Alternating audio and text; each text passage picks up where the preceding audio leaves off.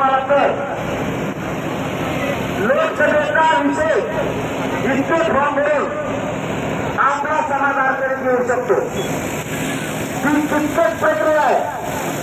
कोणाचे फॉर्म होतील, कोणाचे राहतील, कानून सरकार म्हणून पुन्हा समाज अडचणीत येईल आणि जर सगळे फॉर्म भरतच राहिला तर मतदान आपलं मत विखुरले जाते आणि ज्याचं नाही साधायचं पुन्हा त्यातच साधत.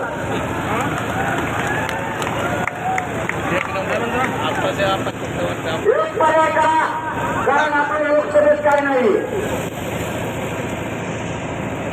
एक तर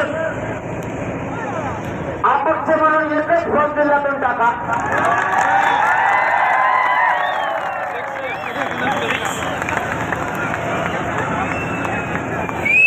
तो निर्णय तुम्ही घ्यायचा, मी घेणार नाही. कोण द्यायचा काय करायचा किंवा याला दुसरा पर्याय आणखी ही झाला एक पर्याय.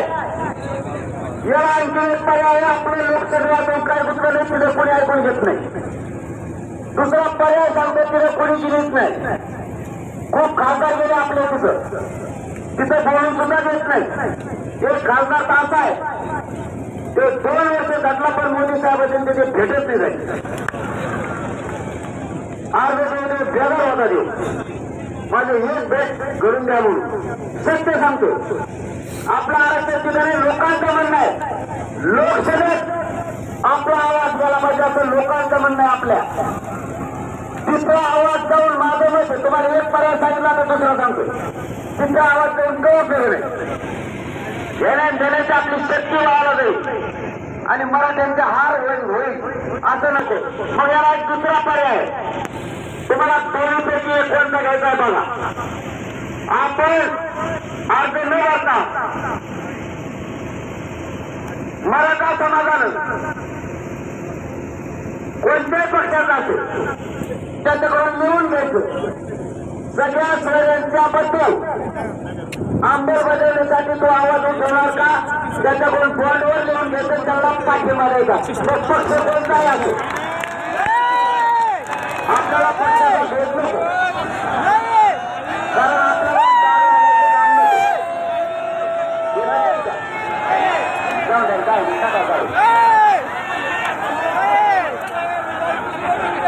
मग काढून टाकायचं.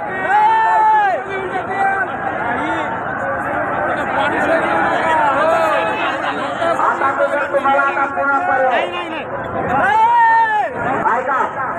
आता चंद्रावर ऐकलं काढून टाकलं मी पण ते योग्य होतं असं माझं म्हणणं का.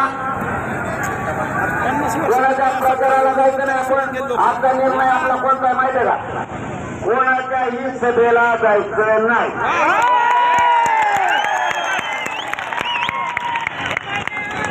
आपलं घर आपण सोडायचं नाही.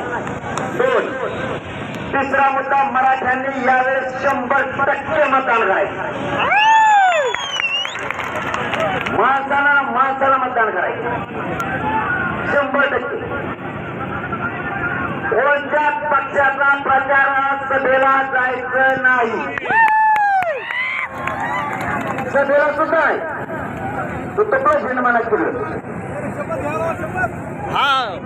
आता निर्णय भूमिका जर घ्यायची असली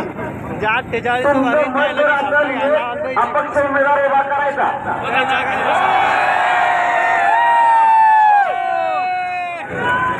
आणि मराठ्यांची शक्ती दाखवायची तर याच्यात एक बदल करावा लागणार. निर्णय मी काय सांगतोय ताबडतोब सांगतो. एका जर तुम्हाला या भूमिकेवर यायचं असलं तर मी राजकारणाकडे येणार नाही. पुन्हा सांगतो कारण मला सगळ्या पक्षातल्या मराठ्यांची गरज आहे. शेतकरी मराठ्यांची गरज आहे. नोकरदार मराठ्यांची गरज आहे. व्यावसायिक मराठ्यांची गरज आहे. कारण सगळ्यांचे लेकर मोठे करायचे. माझ्या विरार देऊ चालल्याला मी त्याच्यावर ठाम राहणार आहे. मला राजकारणात फक्त ओढू नका. आता पर्याय का लवकर ऐका म्हणले लागते. पर्याय असा आहे तुम्हाला जर अपक्ष म्हणून उभा करायचेच असतील तर तो निर्णय आज घेता येणार नाही. नीट ऐका.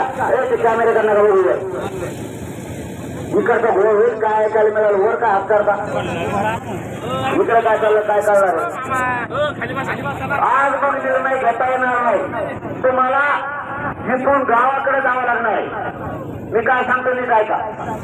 गावातल्या सगळ्या मराठ्यांची तुम्हाला बैठक घ्यावी लागणार. नीट ऐका काय सांगतोय पुन्हा गपलत नको. कारण थांबा रे लढायचं तर पुऱ्या शक्तीनं अर्धवट नको. समाज हारता कामा तुम्हाला इथून गावाकडे जावं लागणार. सगळ्या मराठ्यांची बैठक केलंय. त्यांना सांगणं एक उमेदवार द्यायचा हे गावाला मान्य आहे का. नीट ऐका नाही होत तर काही करू चालणार नाही. मग मी माझ्या डोक्यावर पाप नाही घेऊ शकत. मराठ्यांचा हार करायचा काही उठायचं भावनिक मुद्दे निर्णय घ्यायचे आणि समाज हरवायचा. या कामासाठी आपण मराठा एकजूट केलेला नाही. याच्यासाठी आपण एकजूट केलेला नाही. इथून गावाकडे जायचं 4 दिवसाच्या आत्माला रिप्लाय द्यायचा. मी काय सांगतो याचा ऐका. तुम्हाला सगळ्याला गावाकडे जाणं आहे. महाराष्ट्रातल्या प्रत्येक गावात मराठ्यांची बैठक केली. सगळ्यांना विचारणं मराठ्यांची शक्ती देशाला आणि राज्याला दाखवायची. एकजुटीनं आपण एका मतावर यायचंय आणि अपक्ष दिलेले उमेदवार मग ते कोणत्या जाती धर्माच्या सोडून ते मराठीचेच नाही द्यायचे. सगळे द्यायचे मग होऊन द्यायचं. मग दलित बांधव असेल मुस्लिम बांधव असेल धनगर बांधव असेल वंजारी बांधव असेल बाळा बोलणेदार असतील सगळ्यांचेच द्यायचे. नुसतं आपणच घोडं काम करायचं. यांची निर्वाचन मंडळ कोणत्या जातीचा खंबा मतदान करायचं मराठ्यांना. निर्वाचन एवढंच बघायचं. प्रत्येक आपण आपलाच करायचा कोणाच्या गाड्या नाही आपलंच लपडं. त्याला ताकदीने ताकद द्यायची पण ही गाड्याशिवाय मग होणार. तुम्ही सगळ्यांनी गावाकडे जायचं. गावाचे पैसे काहीतरी विचारायचं. जातीची आणि लेकरांची शक्ती दाखवायची. ज्या दिवशी आपले गाव एक येतील त्या दिवशी तर सगळा समाज एकत्र